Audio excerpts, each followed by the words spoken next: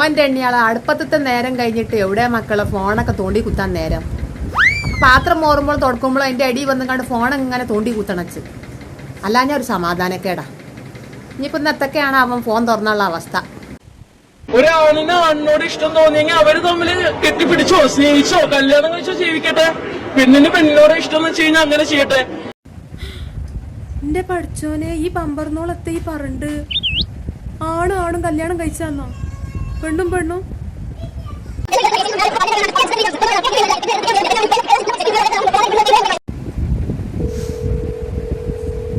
റിയാസേ എവിടെ ബലാലെ? ഞാൻ ഇവിടെ ഉണ്ട് അങ്ങാടിയില്. അങ്ങാടിയിലോ? എത്തവിടെ? ഇവിടെ ചങ്ങായിമാരൊപ്പം. ഇജ്ജ് ചങ്ങായിമാരൊപ്പം ഇരുന്നോ? എനിക്ക് ചങ്ങായിമാരെ തന്നെ ഉണ്ടാവുള്ളൂ. എത്താണ് നിങ്ങളെ പ്രശ്നം? പ്രശ്നം എത്താന്നോ? എന്റെ വാട്സപ്പൊക്കെ ഞാൻ വീഡിയോ ഇട്ടേക്കണു. എത്ത് വീഡിയോ ഓരോന്ന് വലിച്ചോണ്ട്. എടാ ആ പെണ്ണ് പറഞ്ഞ ആണും കല്യാണം കഴിച്ചട്ടെ, പെണ്ണും കല്യാണം കഴിച്ചട്ടെ. ഈ തുടങ്ങി മനസ്സിലാക്കണം. അതൊക്കെ ഉള്ളത് തന്നെ. ഇജ്ജ് നോക്കേ, അതൊക്കെ യൂട്യൂബിൽ ഇതിലൊക്കെ കായ് കിട്ടാൻ വേണ്ടിട്ട് ഓരോരുത്തർ ഉണ്ടാക്കണേ.